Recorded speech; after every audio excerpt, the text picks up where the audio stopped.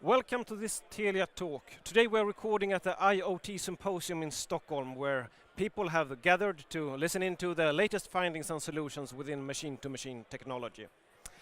For centuries, transport has been conducted by drivers driving horses, cars, buses and trains, but that is maybe about to change. Today we will discuss how we will be affected by driverless cars and connected traffic systems. I have invited three experts: Maja Brisvall from Quantified Planet, working with data processing for social good; Karin Rehbinder from Telia, the product manager of Telia Sense, the device that connects even older cars; and also Tomas Haglund from Accenture, sustainability expert there. First of all, let me ask you, for all of us that never really cared that much about connected cars, why should we really bother? I think we are in an extremely interesting period of time right now in history.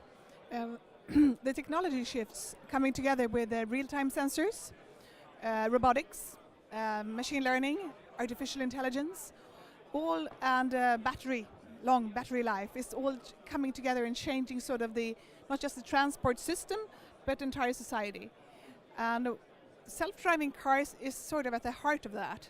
Since we are a car nations, we've been building on transportation very much on cars, and cars been a part of our identity. But the self-driving and autonomous cars are really going to turn things upside down in a very good way. Self-driving cars, many people may have heard of Google cars. The experiments been going on in the valley for quite some years now. But what we think is extremely exciting is that what will happen with our behavior when we no longer own a car that needs to be parked 90% of the time. Rather, you will have a car just when you need it, and it will drive away. And then also means of transportation where distance has been an issue, where living far away from a big city has been a problem. It's all going to change when someone else is driving and you can start doing your work even if you live in a small city. But the self-driving car, that is something not here tomorrow at least, but I guess that development will go in many small steps, and already today we have 1 billion cars in the world. What would be the first step, you think, Karin? Well, that's a good question. I mean, we already see today that cars are connected, so bringing basic connectivity to all vehicles is the first step.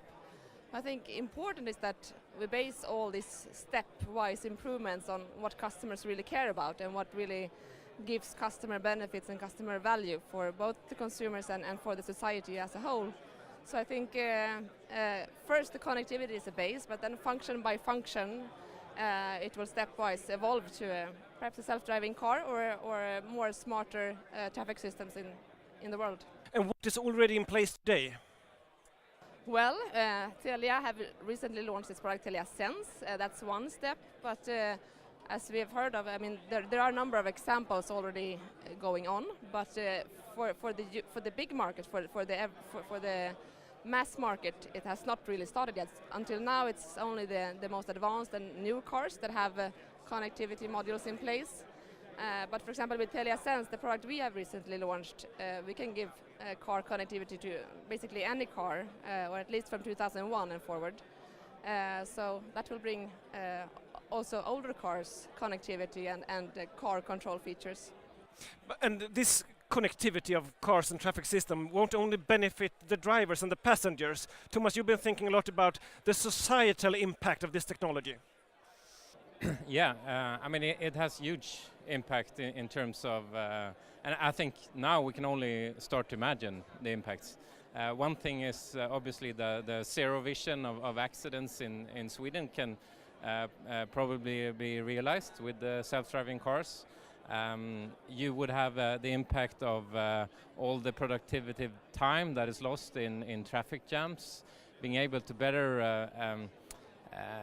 better plan transport would allow you to not sit in traffic jams, as well as get rid of traffic jams due to the fact that the cars can drive closer to each other, they can be utilized more.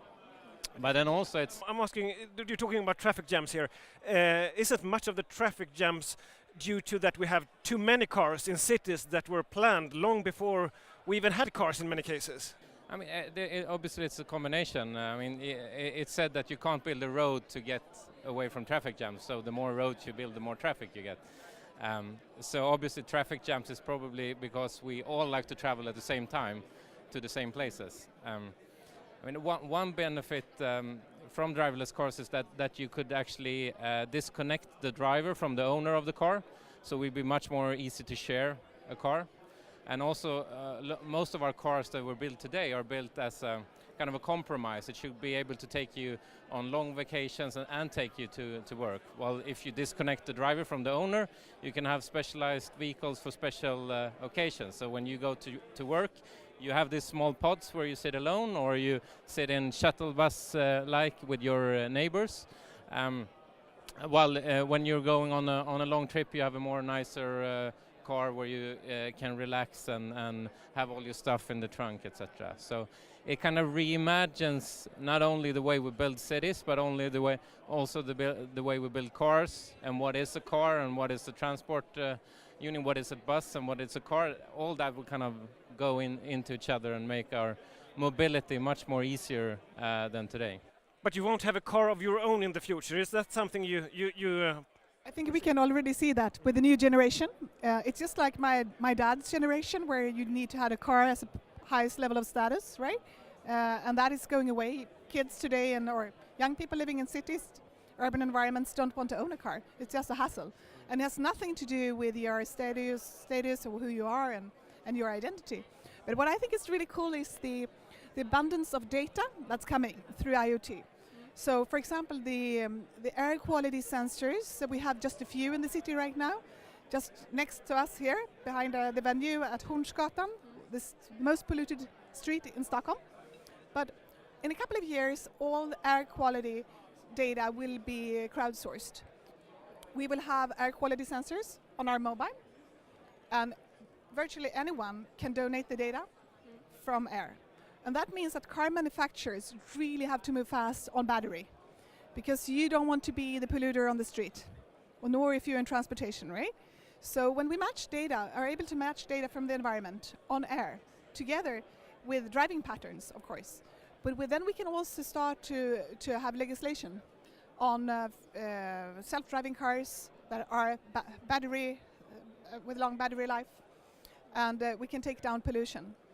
And someone was just arguing, I think it was Peter Diamandis, who argued that China will be the leader on self-driving cars because their cities are the most polluted ones at the moment. And that will drive self-driving cars quickest way globally. We'll see who wins this battle, but I think it's super exciting. Yeah.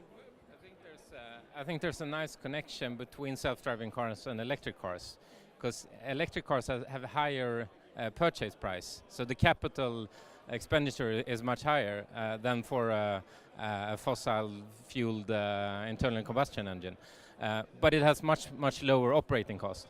So when you have self-driving cars that can be shared, you will be able to spread that capital cost over more people, and then the operating cost will be much more important. So essentially, self-driving cars will allow electric cars to be much cheaper than combustion engine cars. So that will kind of multiply that effect that we're already seeing, that electric cars are taking over. I'm thinking when more and more of the traffic system is connected, we get, I can assume, a little bit vulnerable to new technique. All of us have cell phones that is wobbly, or the computer turns with a blue screen. When connectivity is so crucial, that gives a huge responsibility towards a company like yours. Yes, it does really. But I mean, connectivity is the core of Telia and the network operators. So of course we take this really seriously. And to have a product or a service that everybody is in a huge need of, both private persons, B2B, and the whole society, that's a nice spot to be in, and that's why we also invest billions of kronor in this development, in rolling out new networks and improving the existing ones. So we take this responsibility extremely seriously. But I know, Tomas, you and I discussed before that, for example, a few days ago we had a major snowfall in Stockholm. We had almost 50 centimeters in just a few short hours. How will the connected traffic system handle these things that is out of the ordinary? Well, probably not that good, to be honest. I mean, I think we will have a less resilient transport system than today, but it'll be worth it. And we see that already. I mean, probably 20, 30 years ago, people would know better how to handle a snowstorm, like in Stockholm last week. Maybe staying at home and not trying to get to work, which would render, only the cars that actually can go to work will go to work. I actually don't agree. I think this society we're developing has the potential of creating more resilient cities. And the reason is, I agree, I can see the perspective today when data lives in pockets, in different corporations, in different institutions. But if data is shared and open, we can have real-time understanding of environment data block by block. That means that in a snowstorm, we would be able to track over time the changing climate in a city like Stockholm and predict with algorithms and interpretation analytics, perhaps not only that a snowstorm is coming, but making the citizens much more aware what's about to happen. And hopefully also, I think if we are on top of this, which we have a potential as being in Sweden, being pretty good at caring about the environment, but also good at in a technology lead, if we combine these sort of skills, we can also create models and services where environmental factors that are changing over time, where we have services developed to meet them, right? We get quite a few cool startups, companies like Telia can really come up with these new things where tech and climate or environment is connected. Let me just comment on that, because I think you're right, because I think the society will be more resilient, but the transport system won't work.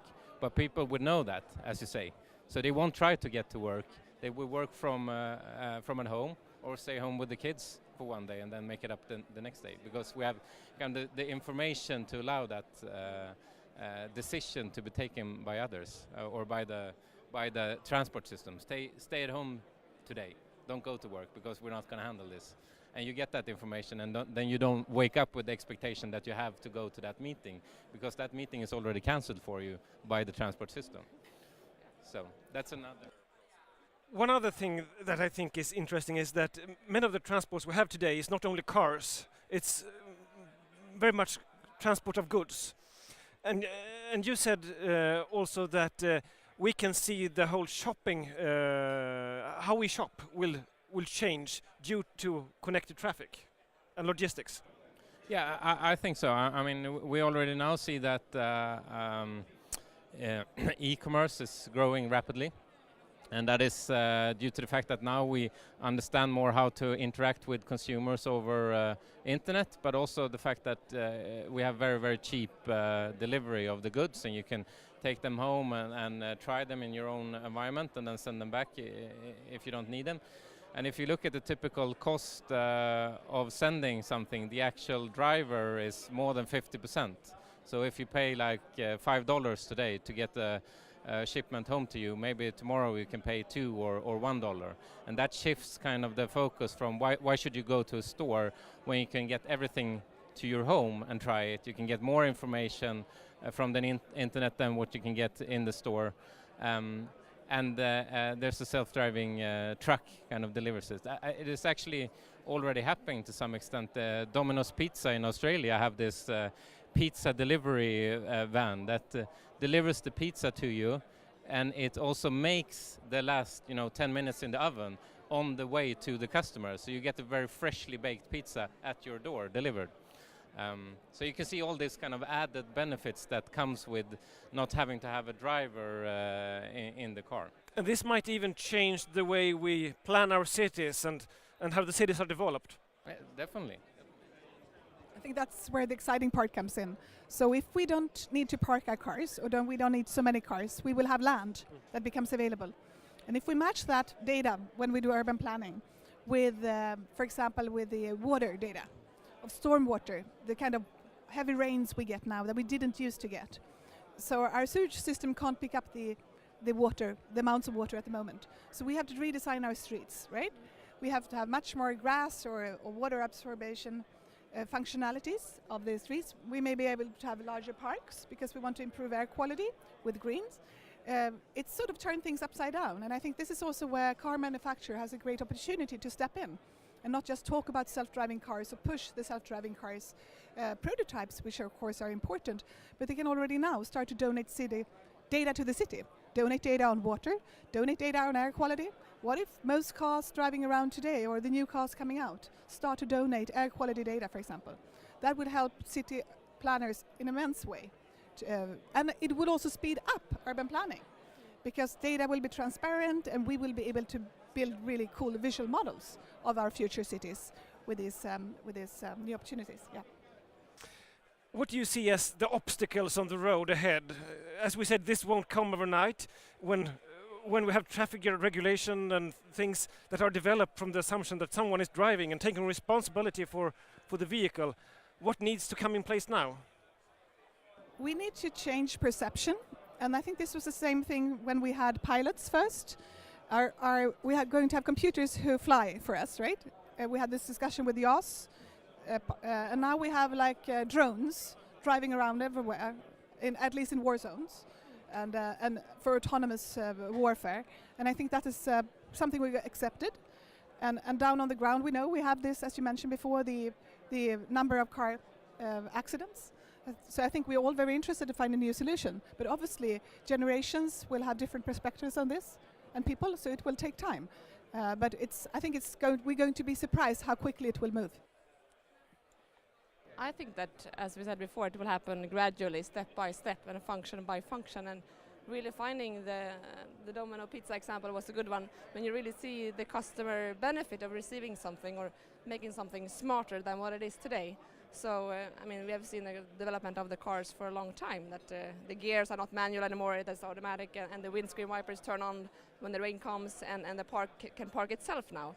And this function will come step by step, so when finally the car is driverless, it will not be a big step. That will maybe just be a small, gradual step to that case. So, but keeping in mind that it's the customer benefit that steers the development and the customer need.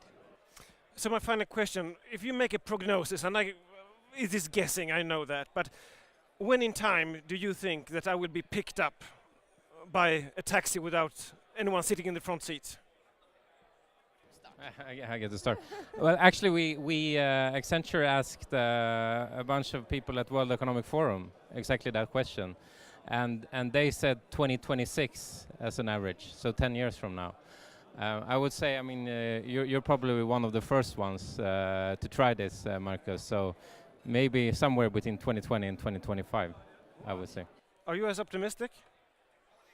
I would guess 2030, a couple of years later. It always takes a little bit more time than what we think in the beginning. I think we're early adopters. I think what's stopping the big followers of Tesla right now, Volkswagen and the other old giants, dinosaurs, is watching Tesla and see what Tesla does. So once Tesla nails some of these things right now, the others will start moving very quickly. So I hope I will sit in a pod in 3 years from now. I'm an early adopter. I hope we will definitely have it more widely tested in the Stockholm area in 5 years, and definitely everyone could order it in 10 years. Thank you very much for participating, and thank you very much for listening. See you soon.